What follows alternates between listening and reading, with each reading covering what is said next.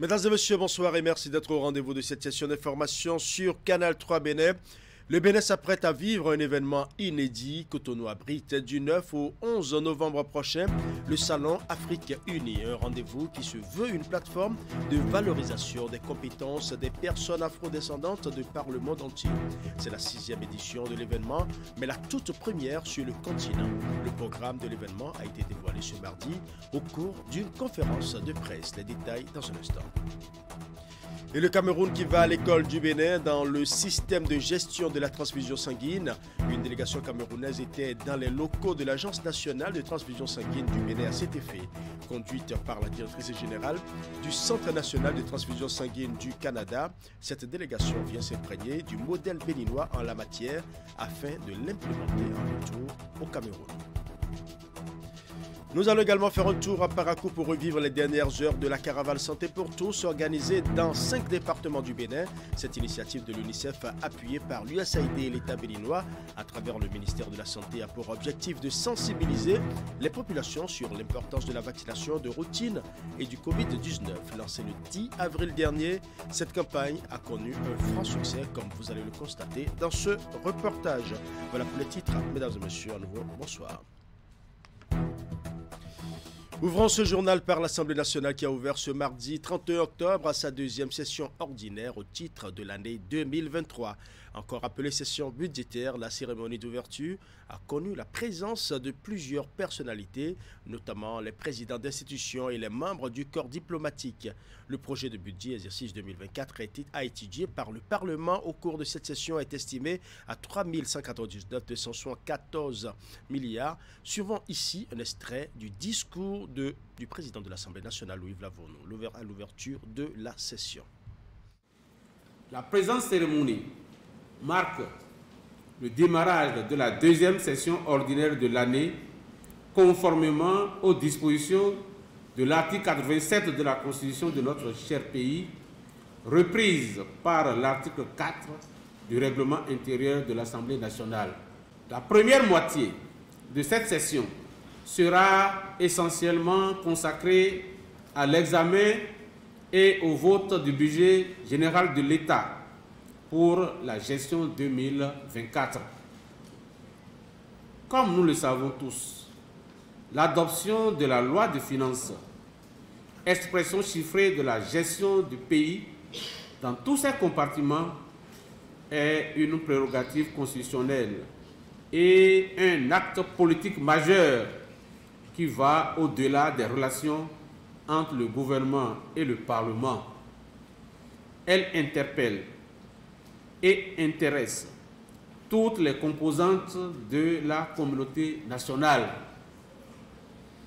Qu'il me soit permis donc, à l'entame de mes propos, de rendre grâce à Dieu le Tout-Puissant et le Miséricordieux pour sa sollicitude particulière à l'égard de notre pays et de ses populations. Que ces bénédictions continuent de jaillir sur le Bénin et sur l'ensemble de notre peuple. Mesdames et messieurs, à l'ordre du jour de la présente session, qui démarrera ses travaux proprement dits, comme à l'accoutumée, par la présentation et l'adoption de mon rapport d'activité pour la période du 1er avril au 30 septembre 2023, il est également inscrit l'examen et le vote de plusieurs projets et propositions de loi qui participent de la nécessité de poursuivre, voire de renforcer les réformes engagées en vue de faire du Bénin un pays de mieux en mieux gouverné et surtout de le placer résolument sur l'orbite du développement économique et social. Voilà, c'était à l'instant un extrait du discours du président de l'Assemblée nationale, Louis Vlavono, à l'ouverture de la session budgétaire. Nous reviendrons plus en détail dans nos prochaines éditions sur les différents événements qui ont marqué cette journée du mardi 31 octobre 2023 au Parlement béninois. Cotonou sera la plaque tournante du business africain de la diaspora. Dans quelques jours, du 9 au 11 novembre prochain, la capitale économique du Bénin accueille le Salon Afrique Unie. Ce rendez-vous est une plateforme de valorisation des compétences des personnes afrodescendantes de par le monde entier. C'est la 6e édition de l'événement, mais la toute première sur le continent. Le programme de l'événement a été dévoilé ce mardi au cours d'une conférence de presse à la Chambre de commerce et d'industrie du Bénin. William Cléquin pour les détails. Pour une première fois depuis 2009, le Salon Afrique Unie n'aura pas lieu à Paris. C'est le Bénin qui a l'honneur d'abriter la 6e édition de ce rendez-vous international des descendants d'Afrique et des Caraïbes de la diaspora pour un partage de compétences et performances à travers le monde. On était plus dans le domaine culture, mode, gastronomie, parce que c'était ce qui était mis en avant pendant cette période. Et petit à petit, on s'est rendu compte qu'il y a le volet business qui manque, le volet entrepreneuriat. Et donc, on a commencé à partir de 2018 à instaurer le volet business dans le Salon Afrique Unie. Et nous, on s'est dit, en Afrique, il faut qu'il y ait cette plateforme qui permette à des personnes qui ont des talents, des réussites, de le mettre en lumière pour qu'on montre qu'il y a quand même une Afrique qui marche. Ce salon se fera sur 2 sites.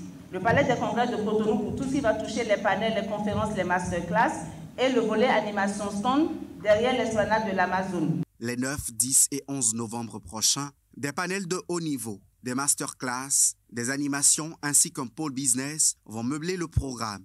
Le comité d'organisation du Salon Afrique Unie porte son choix sur le Bénin également dans le but de révéler le potentiel économique du pays. Plusieurs acteurs de l'économie béninoise portent déjà cette initiative. Un rendez-vous qui se penche aussi sur la problématique de l'emploi en Afrique. Nous avons mis en place un pôle emploi-formation pour les jeunes. Pourquoi? Parce qu'on s'est rendu compte que la majeure partie des jeunes, une fois qu'on a le bac, on va à l'université, on est un peu perdu par rapport à l'environnement professionnel. Donc on s'est dit qu'il est important et urgent que dès le collège, les jeunes puissent avoir les acquis nécessaires et commencer à avoir une relation dans l'environnement professionnel. L'institution consulaire est donc fière de participer à ce salon et vous invite à vous impliquer dans le partage et la diffusion de la bonne et précise information à l'endroit des opérateurs économiques et des partenaires de ce salon. Nous avons envie d'œuvrer pour l'épanouissement, pour le rayonnement, pour la révélation du Bénin à l'international. Parce que justement, quand on parle, nous avons l'exemple du pôle industriel de Glodigbe. C'est une vitrine à travers laquelle l'Occident, les pays extérieurs remarquent le Bénin aujourd'hui. L'organisation du Salon Afrique Unie est désormais itinérante à travers les pays du continent. Plus d'une quinzaine d'afro-descendants de diverses nationalités sont membres du comité d'organisation.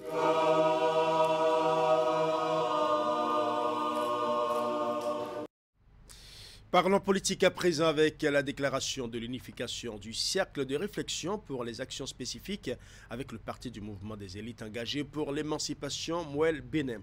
La cérémonie s'est déroulée ce week-end à Abomey. Elle intervient après plusieurs mois de collaboration et de négociation. En décidant donc de s'allier au parti, le nouveau partenaire entend travailler aux côtés des dirigeants de Mouel Bénin en vue de le faire davantage enraciner dans les régions du pays et surtout pour de grandes victoires aux prochaines consultations électorales. Nous allons suivre.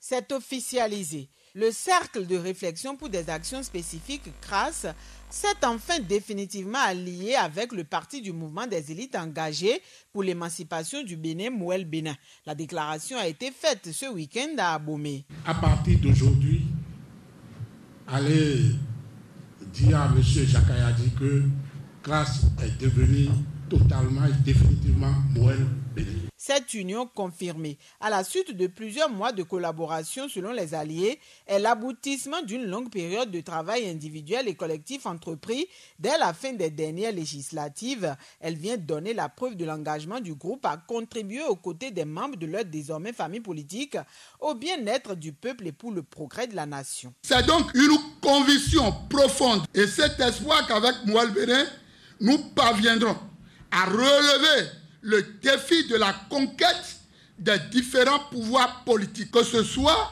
sur les plans local, communal et national, que je me suis vu entouré et aidé de chacune et de chacun de vous durant tout le temps qu'a duré l'organisation des présentes assises. Heureux de les voir rejoindre leur rang, les responsables du parti Mouel Bénin saluent le courage et l'audace des nouveaux partenaires.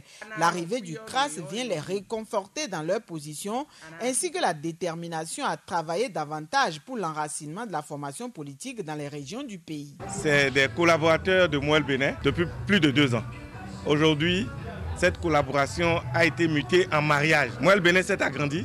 Mouel Bénin, vous allez constater les jours à venir, va s'agrandir davantage. Nous sommes dans la logique de travailler sur le terrain, de sensibiliser les populations à nous rejoindre pour que nous puissions ensemble partager notre vision, celle du développement de nos localités avec des idées novatrices. Rassurés de ce que l'avenir est prometteur avec Mouel Bénin, responsables et sociétaires du CRAS promettent faire le nécessaire en vue de porter loin les idéaux du parti, ceci pour de grandes victoires. Et pendant ce temps, le groupe de réflexion alternative et perspective effectue sa rentrée solennelle pour le compte de l'année académique 2023-2024. C'est à la faveur d'une conférence inaugurale présidée par le professeur Roch Niaoui. Le thème principal de la rentrée est intitulé « La démission dans un état de droit, trahison ou sauvegarde de l'honneur et de la dignité » suivant. C'est une conférence inaugurale qui s'inscrit dans le cadre des activités de la rentrée solennelle du groupe de réflexion alternative et perspective GRAP. Pour décortiquer la principale thématique à l'ordre du jour, 3 docteurs en droit et 1 général des forces armées béninoises. 4 communications sur le thème « La démission dans un état de droit, trahison ou sauvegarde de l'honneur et de la dignité ». Devant un public riche, diversifié et pluridisciplinaire, les contours de la démission en lien avec le droit de travail, les forces armées béninoises, le droit des sociétés commerciales, mais aussi dans le champ politique, ont été expliqués. Il s'agira globalement de voir dans l'acte de démission que c'est un acte de liberté. Mais parfois, on peut comprendre que l'expression de cette liberté peut être, l'exercice de cette liberté peut être faite sous pression.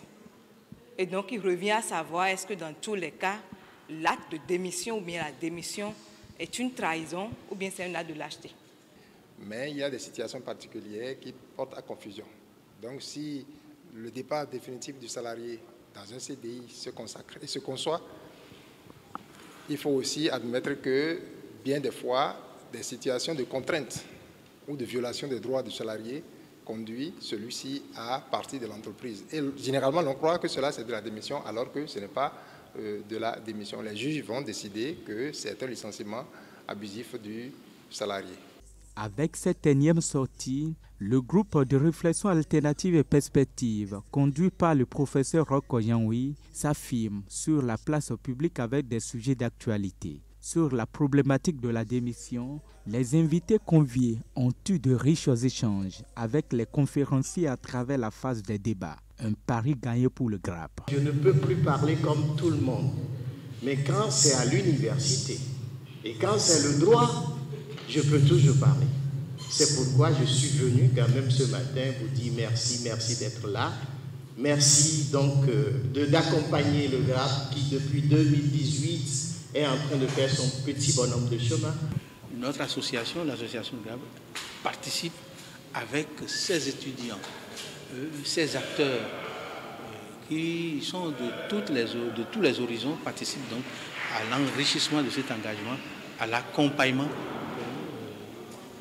de la société pour que nous ayons un Bénin d'hommes engagés dans tous les secteurs, y compris dans les forces de défense et de sécurité.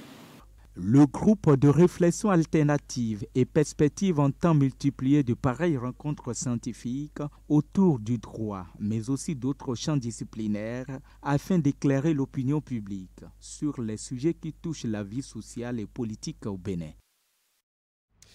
Depuis hier lundi, près de 64 000 candidats inscrits dans 145 métiers composent sur l'ensemble du territoire national pour décrocher leur certificat de qualification au métier CQM. La cérémonie officielle de lancement des épreuves s'est déroulée au lycée technique d'amitié sino-béninoise d'Akasato, c'est dans la commune d'Abomey-Calavi. 2 ministres du gouvernement y étaient. Reportage. Au lycée technique d'Akasato, dans la matinée de ce lundi, le ministre des enseignements secondaires, techniques et de la formation professionnelle et son collègue des petites et moyennes entreprises et de la promotion de l'emploi pour lancer officiellement l'examen du certificat de qualification au métier CQM au plan national. Je vous invite à respecter scrupuleusement les consignes. Le gouvernement a voulu faire du CQM un examen sérieux, comme les autres examens. Donc faisons en sorte que ce premier examen du CQM rénové soit propre. S'il est propre, vous verrez que les autres se passeront très bien. Mais une fois encore, nous avons fait notre boulot. Le reste, c'est vous. C'est la première édition du CQM rénové, et ce, depuis les nombreuses réformes intervenues dans le secteur de l'artisanat. La Chambre des métiers de l'artisanat, qui est le bras opérationnel du CQM, bénéficie à cet effet de l'appui technique de la direction des examens et concours. C'est un moment de satisfaction totale pour moi.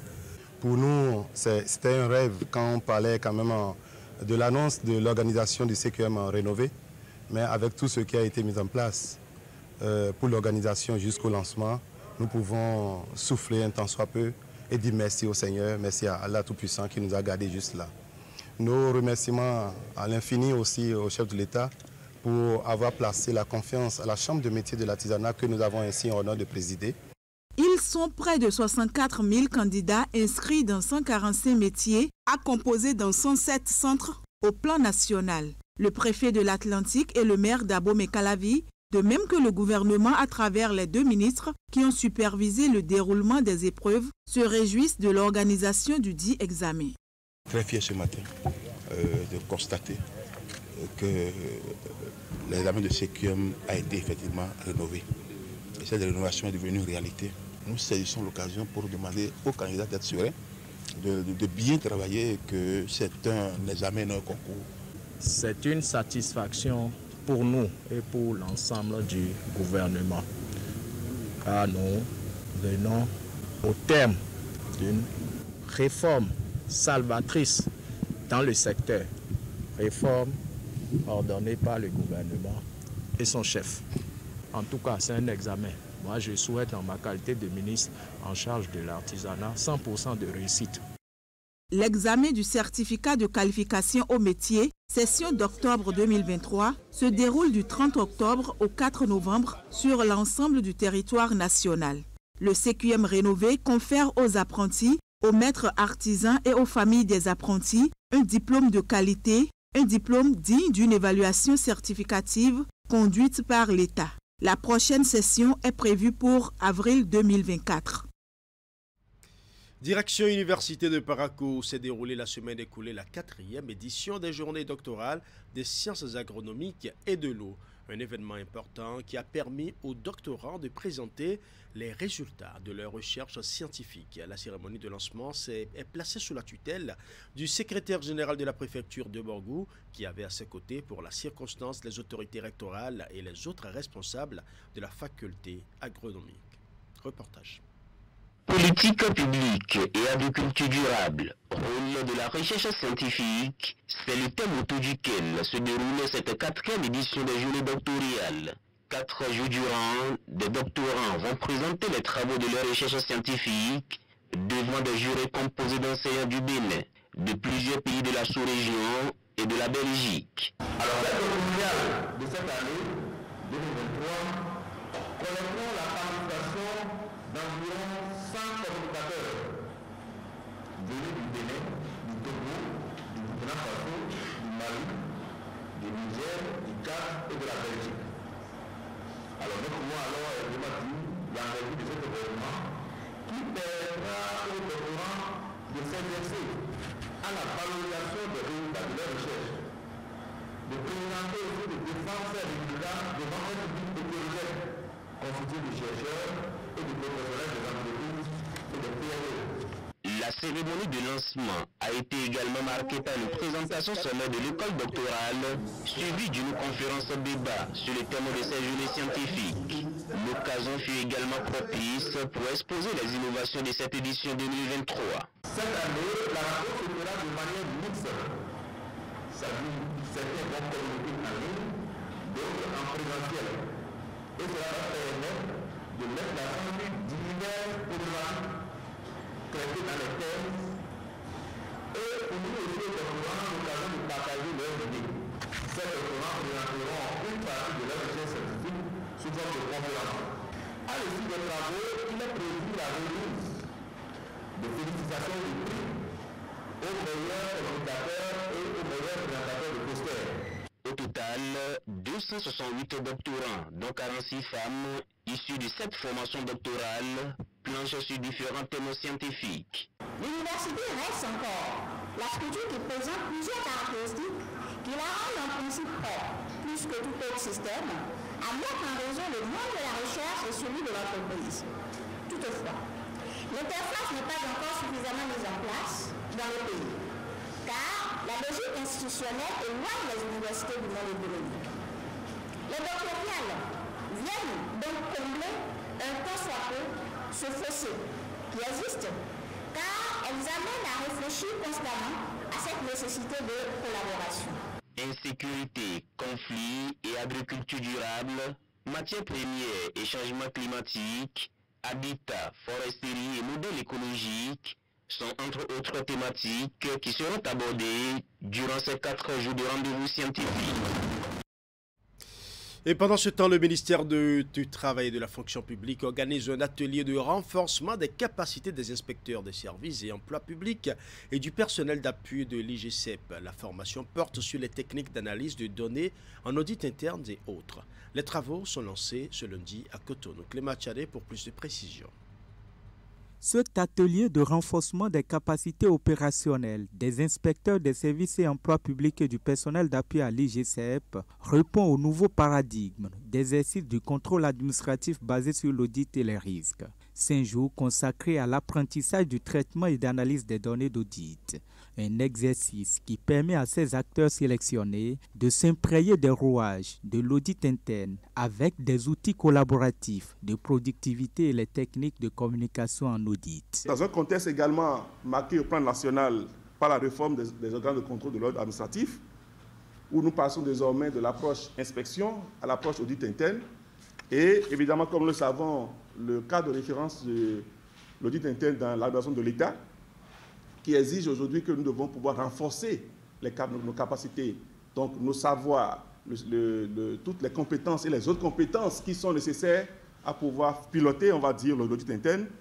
Cette session de formation vient donner une réponse à cette attente. Cette formation marque donc une étape décisive dans la consolidation des acquis et le renforcement des aptitudes des inspecteurs pour plus d'efficacité dans la gouvernance administrative et institutionnelle dans des services publics au Bénin. Le présent séminaire de formation auquel vous êtes conviés offre ainsi l'occasion pour certains d'entre vous de découvrir de nouveaux outils utiles à vos responsabilités et à d'autres d'approfondir davantage vos connaissances pour plus de productivité. Pendant 5 jours donc, vous aurez à vous approprier à travers des modules de formation les enjeux et fondamentaux des techniques d'analyse de données en audit interne, les outils collaboratifs et productivité et les techniques de communication en audit. Le cabinet Horizon One, en charge de la formation, promet mettre le paquet pour combler l'attente du ministère sur le renforcement des capacités des inspecteurs. Au programme, plusieurs modules sont prévus pour outiller ces acteurs de l'administration publique. Allons à présent à Porto Novo qui place au cœur de son agenda les activités liées à la protection de l'environnement. C'est dans le cadre du projet Porto Novo Ville Verte.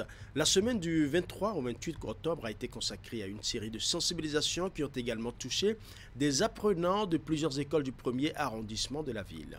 Ils ont été entretenus sur les comportements qui participent à la protection de l'environnement. Je vous laisse apprécier. Face aux élèves du complexe scolaire d'Eguetokpa, dans le premier arrondissement de Porto Novo, une délégation de la coordination du projet Porto Novo Ville Verte. Cette délégation, conduite par Joël Akodianou, environnementaliste du projet, est ici pour éduquer et informer ses apprenants sur les bons comportements qu'il faut adopter pour participer d'une part à l'entretien des ouvrages réalisés dans le cadre de ce projet et d'autre part à la protection de l'environnement. On oublie souvent que les enfants, ce sont les meilleurs éducateurs des parents. Parce que si vous avez un enfant, vous voulez jeter un sachet par terre et l'enfant nous dit, mais là, la dernière fois, papa, on nous a dit qu'on ne doit pas jeter de sachets sur les pavés et qu'il faut tenir ça pour arriver à un niveau de poubelle et jeter dans la poubelle. Je crois que ça fait tic dans la tête du parent. Demain, quand il voudra le faire encore, il va dire, je me rappelle, mon garçon m'a dit que... Et si ça prend au niveau de ce parent, le parent peut dire à une autre personne, à notre grand qui veut jeter, le parent peut lui dire, donne-moi, je garde ça, je vais jeter ça plus tard. Et c'est pourquoi nous avons choisi les enfants. En dehors de ce complexe scolaire, les apprenants de plusieurs autres écoles de la localité ont eu droit au même message, notamment ceux de l'école maternelle Fila, de l'école primaire publique de Gbedjibé, du complexe scolaire Akron et du CEG Akpassa. Cette série de sensibilisation a été accompagnée du don de poubelles pour aider ces écoles à mieux gérer les déchets solides. Dans le cadre du projet Porto Novo Ville Verte, on a réalisé pas mal d'ouvrages. Donc nous avons initié cette activité basée essentiellement sur les sensibilisations pour pouvoir atteindre la population, leur montrer que les ouvrages réalisés, ce n'est pas la chose de la mairie, mais plutôt leur chose. C'est un bien que la ville met à leur disposition. Donc ils ont obligation de les entretenir afin d'attirer d'autres financements. On a fait des sensibilisations par quartier d'abord et après on a fait des séances de d'IEC, grand public. On a fait des formations et aujourd'hui on est dans les écoles pour toucher les élèves. Avec cette activité du projet Porto Novo Ville Verte, les apprenants du premier arrondissement, zone d'intervention du projet, sont désormais informés et outillés pour préserver l'environnement autour des infrastructures réalisées et places traditionnelles réhabilitées par le projet. Je l'annonçais en début d'édition, une délégation camerounaise dans les locaux de l'Agence nationale de transfusion sanguine du Bénin. Accompagnée de quelques membres de sa structure, la directrice générale du Centre national de transfusion sanguine du Cameroun est allée s'imprégner du modèle béninois en la matière afin de l'implémenter en retour dans son pays pour mieux organiser le système de transfusion sanguine. La rencontre a eu lieu ce lundi à Cotonou. Ingrid Day pour les détails. Le système de transfusion sanguine du Bénin fait école auprès du Cameroun. S'inspirer du modèle béninois afin de l'implémenter au Cameroun pour mieux réorganiser le Centre national de transfusion sanguine du pays. Ainsi se résume cette visite de la délégation camerounaise ici à l'Agence nationale de transfusion sanguine du Bénin. C'était important pour nous de visiter un pays du Sud qui est en train de réussir, pour s'inspirer de leurs expériences et partager les nôtres, partager les défis et voir comment améliorer la nôtre. Nous sommes une structure vraiment au départ et donc, étant si jeunes, on a besoin de ceux-là qui ont avancé dans cette mission-là.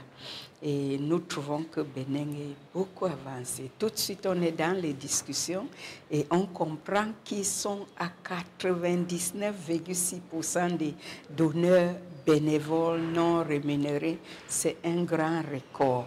La première étape de cette rencontre est consacrée à la présentation et le fonctionnement de l'Agence nationale de transfusion sanguine du Bénin. Aussi, la vision, les missions, les défis et les perspectives de l'agence sont-ils exposés aux visiteurs camerounais. L'autre présentation qui a marqué ce rendez-vous de partage d'échanges est celle relative aux stratégies de mobilisation des donneurs de sang. C'est le lieu pour le directeur de l'Agence nationale de transfusion sanguine d'exposer à ses hôtes les prouesses du Bénin en ce qui concerne la collecte du liquide vital ces 3 dernières années. Soulignons qu'ils ont eu le soutien de la Banque islamique de développement qui veut les accompagner. Et par rapport à ça, ils ont voulu vraiment s'imprégner de la réalité béninoise pour pouvoir vite aller dans le processus. En matière vraiment de tout ce que nous avons mené comme activité, il faut dire qu'en 2021, nous avons collecté plus de 92 000 poches. En 2022, bien sûr, on est au-delà de 103 000 poches. Et en matière de 2023, nous nous sommes fixés à aller à 110 000 poches. Vous voyez que c'est un défi énorme. Et aujourd'hui, le point fait, jusqu'à la fin de la semaine passée, on est déjà à 92 000 poches. Nous sommes certains que d'ici la fin de l'année, on va atteindre les objectifs. La délégation camerounaise a une semaine pour apprécier et se familiariser avec le système de transfusion sanguine du Bénin. Passé cette première étape, consacrée aux échanges, place à la visite des différentes structures de production et de transfusion sanguine du Bénin. Allons à présent à Parakou pour revivre les dernières heures de la caravane santé pour tous organisée dans 5 départements du Bénin. Cette initiative de l'UNICEF, appuyée financièrement par l'USAID et soutenue par l'État béninois à travers le ministère de la Santé, a pour objectif de sensibiliser les populations sur l'importance de la vaccination de routine et du Covid-19. Lancée le 10 avril dernier, cette campagne a connu un franc succès grâce à l'appui des acteurs impliqués dans sa mise en œuvre. La cérémonie de clôture de la caravane santé pour tous s'est déroulée à Parakou samedi dernier. Nous allons suivre. 5 départements dans l'Atlantique, le Borgou, le Koufo, le Mounou et le Zou ont été pris en compte dans le cadre de cette campagne. Lancée le 10 août dernier dans la commune d'Abomey-Calavi, cette caravane de communication qui a mobilisé les radios communautaires, artistes nationaux et locaux, personnalités influentes, acteurs culturels, agents de santé et autres acteurs engagés, a permis de prendre en compte environ 7000 personnes dans le cadre de la vaccination de routine et celle du Covid-19. Au bout de plusieurs semaines d'activité dans les 5 départements, la caravane santé pour tous aura été un succès. Une réussite rendue possible grâce à l'union et à l'engagement des partenaires de l'ensemble des acteurs impliqués dans ce projet. Grâce à la caravane, plus de 4800 personnes se sont fait vacciner sur les divers sites établis et plus de 80 000 personnes ont été mobilisées autour des activités de sensibilisation. Ces résultats sont véritablement impressionnants. Bravo. Ces efforts, comme il a été rappelé, ont porté leurs fruits, et ce, à travers les plus de 700 000 personnes qui ont été vaccinées et les 3 millions de personnes mobilisées autour des activités de la caravane lors de son passage dans les différentes communes. Ces résultats montrent que lorsque nous nous unissons pour une cause, nous pouvons aussi accomplir des choses extraordinaires. Mesdames et messieurs, monsieur le représentant du ministère, permettez-moi, et à travers vous aussi, remercier le ministère de la Santé, ainsi que les BDS qui ont pris part à la caravane pour en assurer sa réussite, en s'assurant notamment de la présence des agents vaccinateurs dévoués et présents lors des passages au sein des communautés. Cette initiative, qui vient en appui au gouvernement dans la sensibilisation des populations sur le bien fondé de la vaccination de routine aux enfants de moins de 5 ans, aux femmes enceintes et la vaccination contre le Covid-19, laisse derrière elle des acquis qu'il convient de pérenniser. Je voudrais donc pouvoir compter sur votre engagement à poursuivre les efforts. Je vous exhorte à jouer pleinement vos partitions afin d'inverser les tendances, d'améliorer les indicateurs et de permettre à notre pays de réaliser de meilleures performances dans le secteur de la santé à l'échéance des objectifs de développement durable prévus pour 2030. Et puisqu'il fallait clôturer en beauté cette initiative, UNICEF et ses partenaires ont offert à la population de Parakou un géant concert avec sur scène Seinab, Sessime Kalamoulay, Fatih Tegandi Nikanor et bien d'autres artistes, tous ambassadeurs de l'organisation internationale. Et à Cotonou, 29 jeunes hommes et femmes sont désormais mieux formés au métier du cinéma. C'est à travers la formation triptyque qui a permis à 3 groupes de stagiaires de se professionnaliser en script de plateau, direction artistique et en actorat. Une formation organisée du 16 au 28 octobre 2023 par l'association Waniayo. Retour ici sur la cérémonie de remise des attestations. Ils sont désormais aptes à faire valoir leur potentiel en actorat pour certains script de plateau et direction artistique pour d'autres dans le domaine du cinéma. 2 semaines de formation auront permis à ces jeunes de pouvoir capitaliser des acquis cinématographiques. Au début de la formation, vous nous aviez dit c'est pas sûr qu'au bout de 2 semaines, vous deviendrez des scripts magnifiques ou exceptionnels. Mais ce qui est clair, vous comprendrez quand même les normes et vous sortirez d'ici avec un bagage intellectuel. Nous vous disons merci. Nous avions fini ces 2 semaines de formation avec des notions pédagogiques, intellectuelles, mais surtout psychologiques. À tous ces élèves, j'ai envie de dire, tout est devant vous maintenant. Il n'y a plus qu'à faire. Pour moi, le tout, ça a été d'échanger, comme je l'ai dit depuis le début, de créer un pont entre ce que je fais en Occident, en France, et d'amener ça au Bénin. Je crois que j'ai réussi, je l'espère en tout cas, à vous transmettre la seule chose que j'ai, la passion. Initiée par l'association Waniayo, cette formation triptyque au métier du cinéma est à sa 2e édition au Bénin. 29 stagiaires ont pu améliorer leur performance dans différentes catégories de métiers de cinéma grâce à des formateurs locaux et internationaux. Je voudrais aussi remercier ces formatrices, ces formateurs au nombre de 6 qui avaient une passion, une mission, celle de transmettre leur passion pour le cinéma. Merci d'avoir participé à ma folie de rêver un cinéma de qualité pour le Bénin. Je suis tellement heureuse de pouvoir rendre un petit peu de ce que je dois au Bénin. De vous le rendre à vous, la jeunesse béninoise. Vous qui êtes là ce soir, plein d'espoir, plein de motivation, plein de talent. Nous, ce que nous voulons à Waniayo et avec nos partenaires, c'est que vous puissiez vivre vos rêves de cinéma ici, au Bénin. Nous croyons en vous. Nous savons qu'à l'instar de Wanilo, à l'instar de Tassin Hangbe, vous allez vous battre pour réaliser vos rêves de cinéma. Plusieurs partenaires ont accompagné Telak Pomaou et son équipe pour la réussite de cette formation. Le rendez-vous est pris pour la 3e édition qui va certainement prendre en compte d'autres corps de métier du cinéma. Une note de sport avant de refermer ce journal. Le club de basketball féminin de la SB2E Énergie Basketball Club a procédé le dimanche dernier à la présentation de sa nouvelle recrue Aïchatou Kondo. Ceci pour le compte de la nouvelle saison à l'issue de laquelle le club ambitionne de décrocher le titre du championnat. La cérémonie de présentation s'est déroulée à Bégamé, à Cotonou. Le compte rendu avec Candide Rouhento.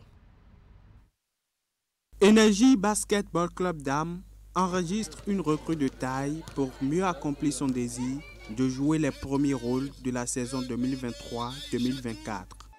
Pour certainement un titre de champion du Bénin avec cette équipe. L'équipe des électriciennes basketteuses du Bénin nourrit de grandes ambitions pour le compte de la saison qui pointe à l'horizon. Et pour cela, tous les moyens ont été mis pour enrôler l'une des meilleures basketteuses du Bénin qui vient de finir son aventure avec Avenir de Rennes Basketball Club en France. Si on est allé chercher cette perle hors du continent africain, c'est non seulement occuper la première place, mais également commencer par faire nos armes pour la campagne africaine.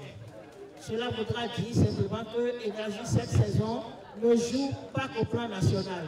Énergie a désormais, depuis l'entame des préparatifs, ses yeux hors du Bénin. Je suis fière de revenir jouer dans mon pays et j'espère sincèrement donner le meilleur de moi-même pour qu'on puisse aller le plus loin possible.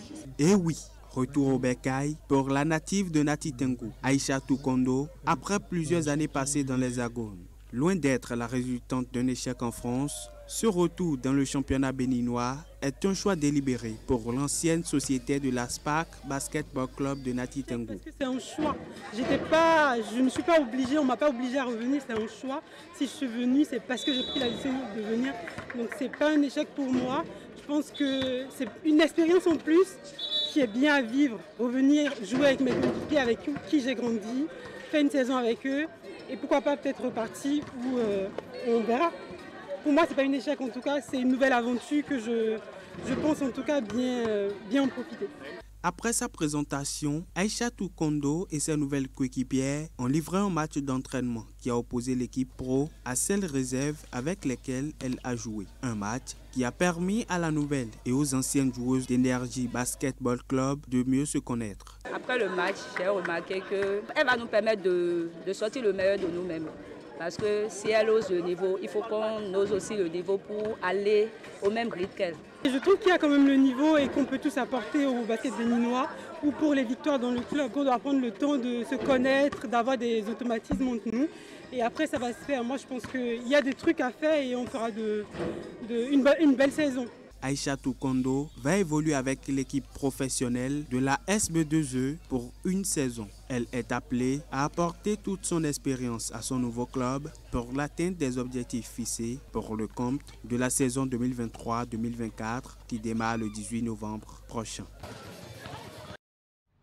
Voilà, ce sera tout pour ce journal. Merci pour votre aimable attention. Bonne soirée à chacun et à tous.